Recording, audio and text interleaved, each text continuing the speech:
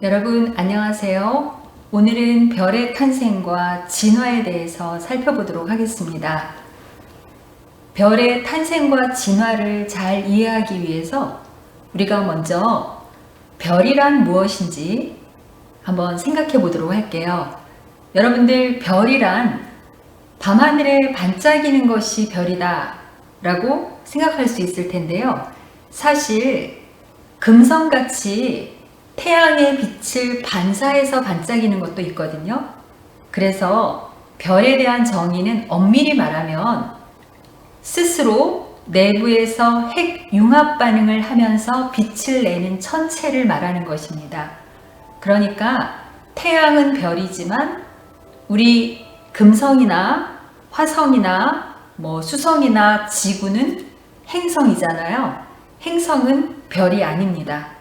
그래서 별이라는 것은 내부에서 반드시 수소 핵 융합 반응, 그보다 더 무거운 원소를 융합할 수도 있겠지만 지금 핵 융합을 하고 있는 상태라야 한다는 것 여러분들이 꼭 기억하도록 합시다. 그리고 우리가 밤하늘의 별을 보았을 때 별의 밝기라든가 별의 색상이 달리 보이잖아요. 그런데 그 별의 색상이나 밝기를 정리해 놓은 학자가 있어요. 그 학자가 여러분들 정리해 놓은 표인데 이게 HR도라고 해서 천문학을 하는 사람들은 누구나 한 번쯤 공부를 하는 그런 표라고 하는데요. H는 헤르츠 스프렁이라는 사람, R은 러셀이라는 사람이 1911년도에 조사해서 이야기를 한 표인데요. 이 밑에 보면 여기에 표면 온도라고 되어 있어요. X축을 따라서. 그래서 여러분들 지금 청색을 띠고 있는 별들은 표면 온도가 높은 별들, 막 2만도 그렇게 돼요. 그리고 붉은색을 띠고 있는 별들은 표면 온도가 한 2000도, 이거에 비해서 상당히 낮아지죠. 그런데 우리가 보는 태양은 어떤 색을 띠고 있죠? 노란 계열이죠. 그래서 여기 지금 태양이라고 찍혀 있는데 태양은 표면 온도가 6000도 정도 되거든요. 그래서 아주 높은 온도도 아니지만 그렇다고 아주 낮은 온도도 아닌 그런 6000도 정도의 표면 온도를 갖고 있는 별이다. 그래서 이 별의 색깔은 온도를 나타내는 그런 지표가 될 수 있다라는 거 알아두시고요. 그 다음에 이렇게 Y축으로는 밝기를 나타내는데요. 밝기는 결국 큰 것이 더 밝게 보여요. 그러니까 별의 크기는 곧 별의 밝기다 라고 얘기할 수 있거든요.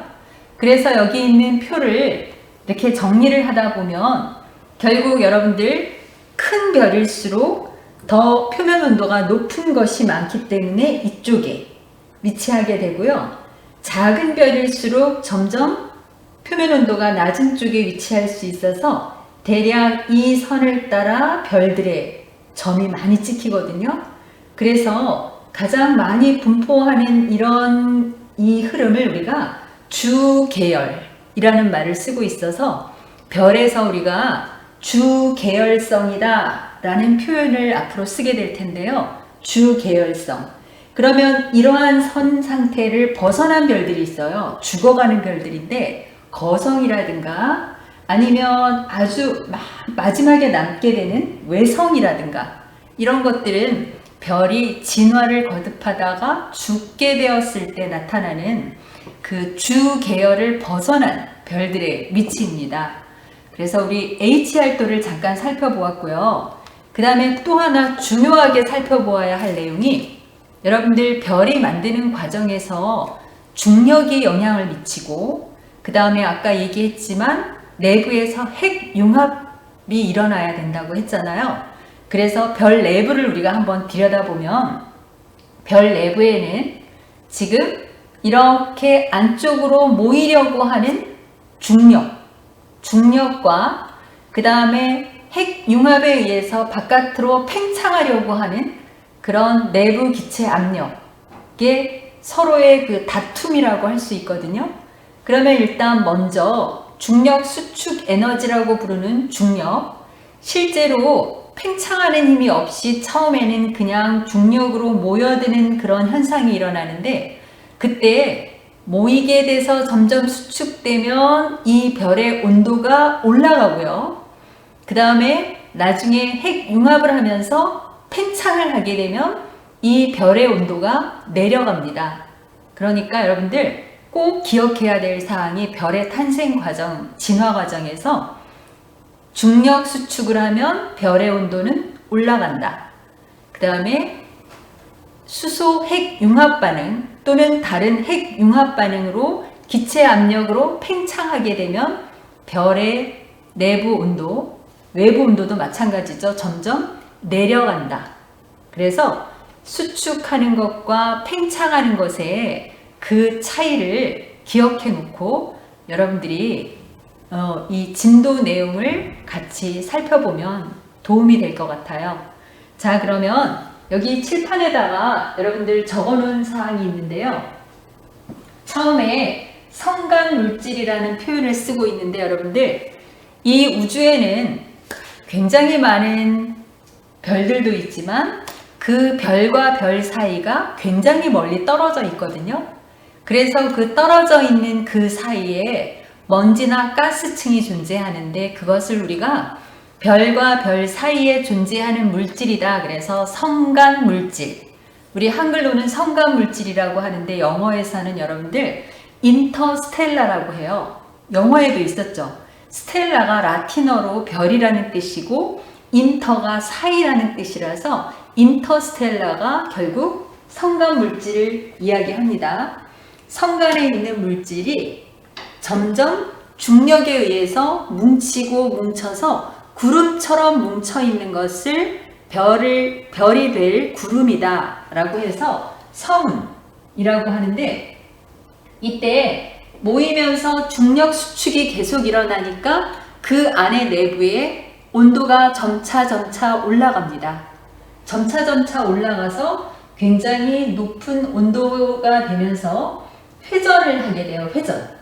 회전을 하게 되는데, 수축할 때 이렇게 대칭으로 모이는 게 아니라 이리저리 와서 만나면서 점점 운동 에너지가 생기거든요. 그래서 멀리서 오는 그 위치 에너지가 운동 에너지로 바뀌는, 그렇게 설명하기도 하는데, 그러면서 회전 운동을 하게 돼요. 그러면 이 회전 운동을 하면서 점차 내부의 온도는 올라가고 모양은 원반 모양이 됩니다. 원반 모양. 그렇게 해서 원반 모양이 되고, 그러면서 원시별이 돼요. 원시별. 아직 별이 되지는 못했지만 곧 별이 될 수 있는 그런 상태를 우리가 원시별이라는 말을 쓰고 있거든요.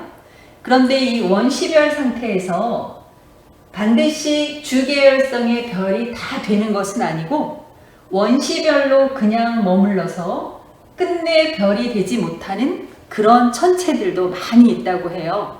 그렇게 주계열성으로 별이 되지 못한 것을 우리가 갈색 외성, 갈색으로 작게 남아있는 우주를 떠도는 그런 천체를 갈색 외성이라고 부르고 있습니다.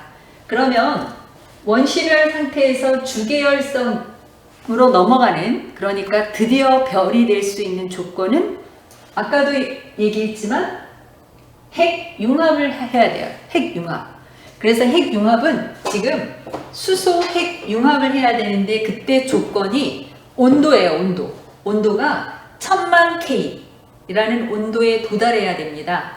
중력 수축으로 계속 온도를 올리고 올려서 10의 8승 K, 그러니까 1000만도죠. 1000만도 이상이 되어야 하고, 그리고 수소가 4개 모여서 헬륨이 1개로 결합되는 수소 핵융합 반응이 일어나야 되는데, 여러분들 수소 4개의 질량이 모였을 때 그 합한 것이 그대로 헬륨이 되는 게 아니고, 헬륨이 되면서 약간의 질량이 빠져나가요.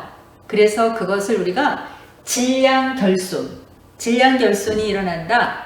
그거는 아인슈타인이 얘기했던 E는 mc제곱이라고 하는 질량 에너지 등가 법칙으로도 설명하고 있는데요.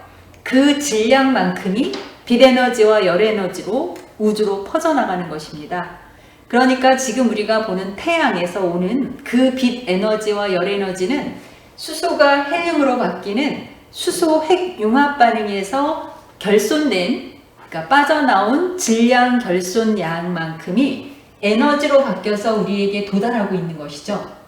그런데 이때의 그 에너지가 지금 그러면 중력 수축 에너지도 있고 내부에서 바깥으로 팽창하는 수소 핵 융합으로 인해서 기체 압력이 퍼져나가려는 그런 에너지가 있는데요. 이때 주 계열성에서는 이 두 에너지가 균형을 이루면서 팽팽한 형태의 힘의 균형을 이루니까 크기가 일정해지게 된다고 합니다. 그 이전에는 중력 수축만 하고 있었기 때문에 자꾸자꾸 작아지는 형태였거든요. 원시별 형태까지는. 그런데 이제 수소 핵 융합 반응이 일어나니까 바깥으로 팽창하려는 힘까지 만들어졌으니까 안으로 모이려는 수축하는 힘과 팽창하려는 이 힘이 균형을 이루게 되어서 주 계열성에 접어들면 이 크기가 일정해지는 그런 현상이 나타난다고 하는데요. 지금 태양이 주 계열성에 있는 별이에요. 그러니까 여러분들 태양을 쳐다볼 때 어제의 태양과 오늘의 태양의 크기가 달라지나요? 그러지 않죠.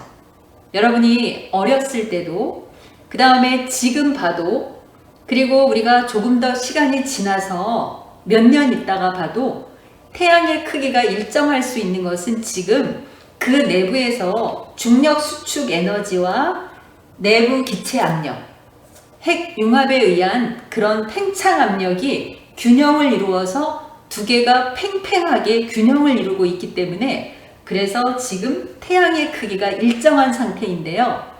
그러면 이런 상태를 얼마나 유지할 것인가 라는 건데 이 주 계열성은 별의 일생 중에 90% 이상을 차지한대요.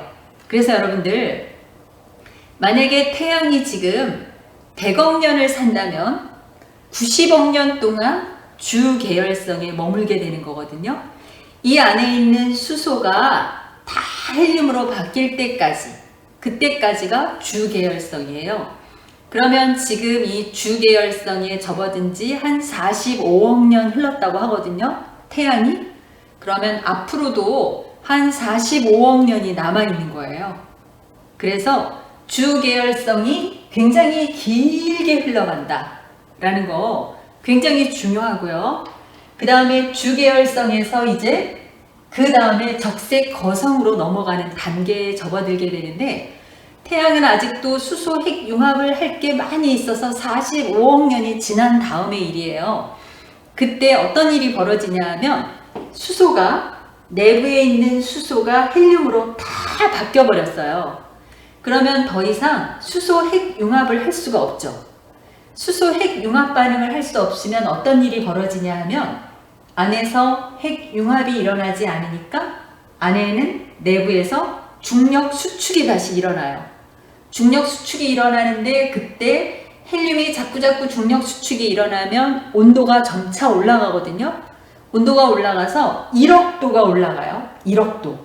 그러면 1억 도가 올라갔을 때 지금 거기에서 다시 헬륨 3개가 모여서 탄소를 형성하는 헬륨 핵 융합 반응이 일어나는데 그때 상황이 여러분들 요 중심에 해당하는 데서만 헬륨 핵 융합 반응이 일어나고 이 위쪽으로는 수소 핵 융합 반응이 계속 진행되거든요.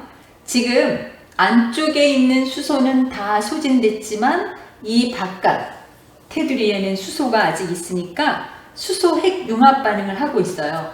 그래서 실제로 1억 덕까지 올리는 동안 수축이 일어나는 동안 이 바깥쪽은 수소 핵 융합을 하면서 계속 바깥으로 팽창하게 돼요. 팽창.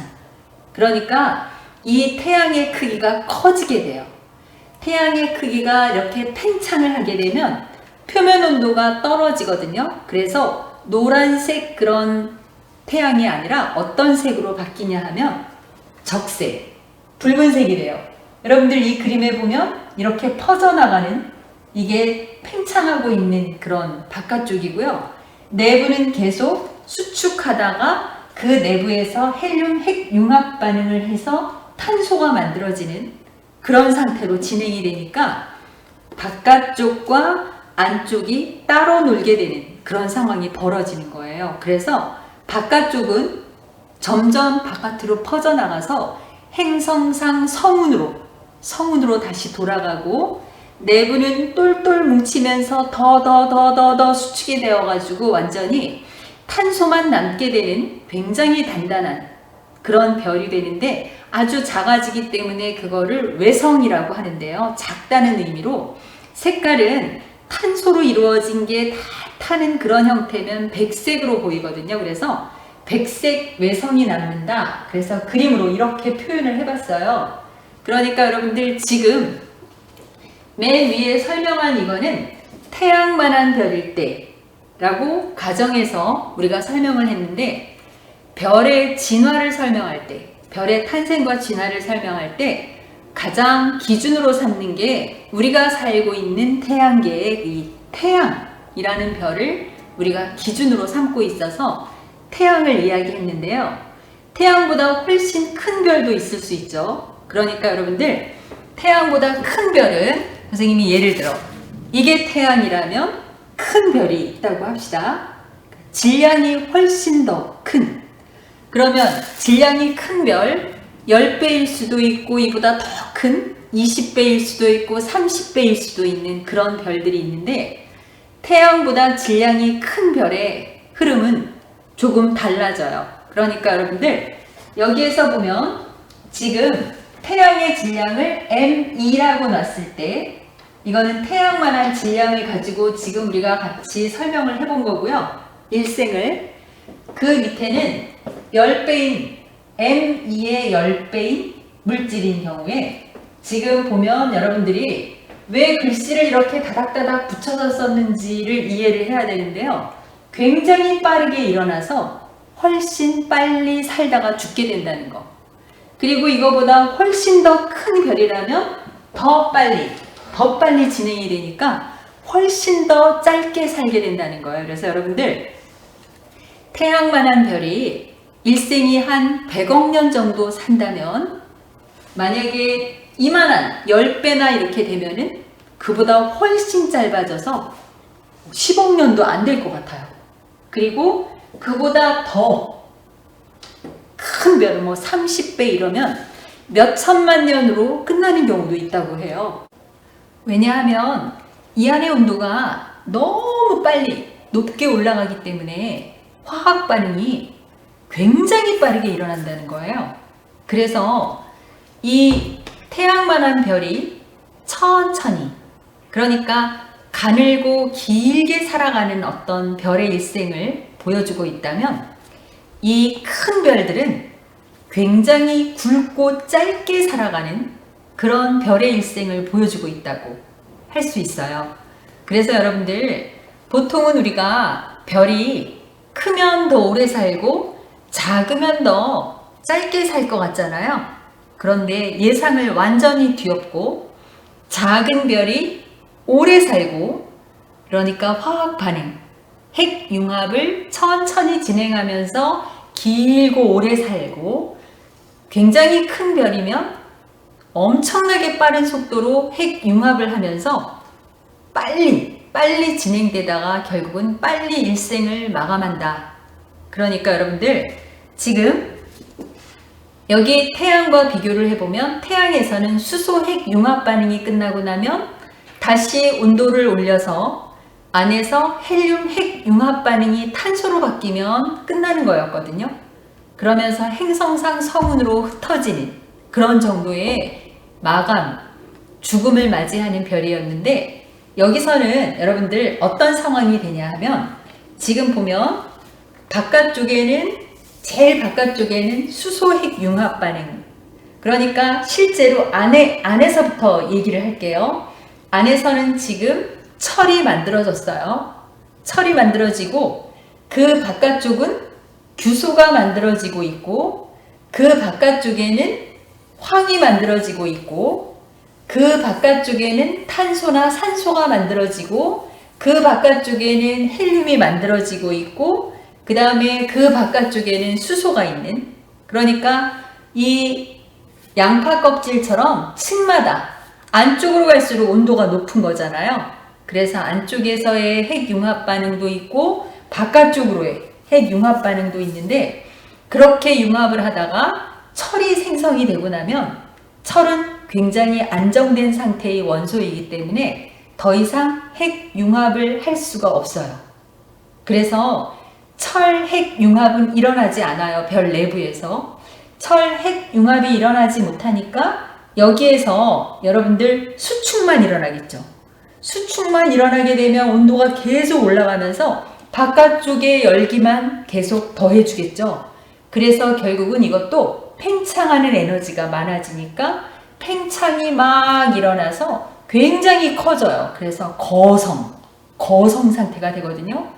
그런데 거성 상태가 되고 나서도 철의 그 압력이 계속 증가하니까 그 압력, 중력으로 끌어들이는 그 압력도 엄청나고 팽창하려는 힘도 막 있고 해가지고 이게 힘의 어떤 균형이 깨지면서 폭발하게 된대요. 그거를 우리가 초신성 폭발이라고 합니다. 초신성 폭발. 왜 그런 이름이 붙었냐 하면 옛날 사람들은 그 빛이 별이 태어나는 빛인 줄 알았대요. 너무나 밝아서. 그런데 알고 보니까 그 별이 죽고 있는 빛이라는 거예요. 초신성 폭발의 그 빛이 얼마나 대단하냐 하면 어떤 은하가 있는데 그 은하에 속한 별 하나가 초신성 폭발을 할 때 그 은하 전체의 빛보다도 더 밝게 보이는 그런 정도의 초신성 폭발을 한다고 합니다. 그러니까 엄청난 압력과 엄청난 에너지를 뿜어내기 때문에 그때 어떤 일이 벌어지냐 하면 철까지 만들어졌던 내부의 이 상태에서 철보다 무거운 원소가 대량으로 만들어지는 거예요. 그때 그러니까 여러분들 여러 가지 그 금속들, 금이나 은이나 또는 뭐 우라늄이나 여러 가지가 있죠. 그 주기율표에. 그런 원소들이 만들어지면서 우주로 뿌려지는 거예요. 우주로 뿌려지는 상태가 되고, 그리고 그 우주로 뻗어나간 그런 물질들은 다시 성간 물질로 돌아가서 나중에 다시 새로운 별의 재료가 된다. 그래서 다시 돌아오게 되는 그런 상태가 되는데요. 일단 폭발하면서 바깥쪽은 퍼져나갔는데 안쪽은 똘똘 뭉치면서 굉장한 압력으로 중력 수축을 하게 되거든요. 그래서 이 중력 수축을 한 그 상태가 양성자와 전자까지 같이 붙이는 정도의 힘이 되어버린대요. 그래서 중성자로만 이루어진 중성자별이 만들어져요. 중성자별이 만들어지고, 그 다음에 이거보다 더 큰 별이 폭발을 하게 되면 초신성 폭발이 끝난 다음에 여러분들 이쪽에 있는데 블랙홀이 만들어져요. 블랙홀이면 여러분들 잘 알겠지만 너무나 큰 중력으로 이렇게 안쪽으로 모이는 힘이 너무나 강력해서 빛조차 빠져나올 수 없는 그런 상태의 그 모습을 남기는 거니까 별이 죽으면서 지금 세 가지 유형으로 나눠지는 거예요. 지금 태양만한 별은 성간물질이 모여서 성운이 되었다가 원시별이 되었다가 드디어 수소 핵융합을 하는 주계열성이 되어서 오래오래 살다가 그 다음에 수소가 다 떨어지면 적색 거성이 되었다가 행성상 성운으로 바깥쪽은 흩어지고 안쪽에 있는 뼈만 남은 것처럼 백색 외성으로 남게 되는 그런 일생을 사는 별과, 그 다음에 10배 정도, 태양 질량의 10배 정도의 그 별은 성간물질이 성운으로 모이고 원시별이 되었다가 주계열성을 거치면서 초고성, 굉장히 커졌다가 초신성 폭발을 하면서 철보다 무거운 원소를 우주로 다 만들어주고 자기는 중성자별로 남게 되는, 중심은 중성자별이 돼서 남게 되는 그런 일생으로 마감이 되고요. 위의 별보다 훨씬 빨리 진행이 된다는 거, 그게 중요합니다. 그 다음에 태양 질량보다 훨씬 더 큰 20배, 30배 되는 별인 경우에는 선생님이 굉장히 바짝바짝 썼는데요. 성간물질, 성운, 원시별, 주계열성, 초고성, 초신성 폭발, 블랙홀로 더 빠르게 진행이 되어가지고 결국은 엄청난 폭발을 하면서 블랙홀을 남기는 그런 상태가 되는데, 대개 이런 블랙홀들은 은하의 중심 부분에 주로 위치하고 있다고 해요. 엄청난 중력으로 끌어들이기 때문에. 그래서 우리가 그때 처음에 선생님이 여러분하고 함께 봤던 우리 은하의 이 중심에도 블랙홀이 있는 것으로 관측이 되고 있다고 합니다.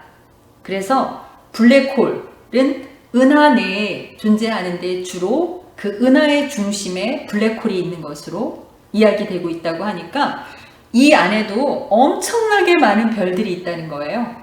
굉장히 많은 별들이 있는데, 그런 별의 일생은 이렇게 태양만한 별이냐, 태양보다 10배 정도 큰 별이냐, 태양보다 20배, 30배 큰 별이냐로 크게 나누어서 얘기하고, 태양보다 작아서 별이 되고 싶었지만 별이 되지 못한 갈색 외성, 이런 것도 있다는 거 여러분들이 함께 기억해 두면 좋을 것 같아요. 그러면 그것을 정리해서 한번 이 표로 보도록 합시다. 이 표에 보면 여기에 성간물질이 있어요. 그리고 이게 성운이 되고, 성운이었다가 내부 온도가 1000만 K로 올려야 되는데 아직 올리지는 못하는데 올리는 중이죠. 원시별이었다가 그 다음에 점점 원반 모양으로 돌다가 이제 드디어 주계열성에 접어드는데, 여기에 보면 갈색 외성으로 남는 굉장히 작은 질량이 있고, 이렇게 일정한 크기를 유지하는 주계열성을 길게 가져가다가 적색 거성이 되었다가 행성상 성운, 백색 외성이 남는 태양 형태의 정도를 보고, 그 다음에 주계열성이 되었다가 적색 거성이 되었다가 초고성으로, 그 다음에 초신성 폭발을 하면서 중성자별과 블랙홀로 남게 되는 질량이 큰 별, 이렇게 두 가지 유형해서 총 세 가지 유형이죠. 이렇게 해서 우리가 별의 탄생과 별의 진화 과정을 살펴보았는데요. 여기에서 중요한 결론은 별 내부에서는 철까지 만들어낸다. 우리가 알고 있는 원소들. 그리고 별이 죽을 때 철보다 무거운 원소를 만들어서 우주에 널리 퍼뜨렸고, 그런 원소들이 이제 태양계, 우리 지구에도 들어와 있잖아요. 그러니까 우리 태양계는 이미 살다가 죽은 별들의 그런 잔해가 같이 포함된 별이니까 아마도 그 이전에 살았던 그런 별들의 죽음 다음에 만들어진 것이다 라고 예측을 할 수 있겠어요. 자, 우리는 오늘 별의 탄생과 진화를 통해서 이 우주에 존재하는 원소들, 우리 지구에 존재하는 원소들, 내가 만들어진 원소들이 별의 진화 과정에서 만들어졌다는 것을 알게 되었습니다. 물론 별의 죽음을 통해서 더 무거운 원소들이 만들어졌다는 것도 알게 되었고요. 그러니까 여러분들 별을 바라보는 마음이 조금은 달라지면 좋겠습니다. 시청해 주셔서 감사합니다. 다음 시간에 또 만나요.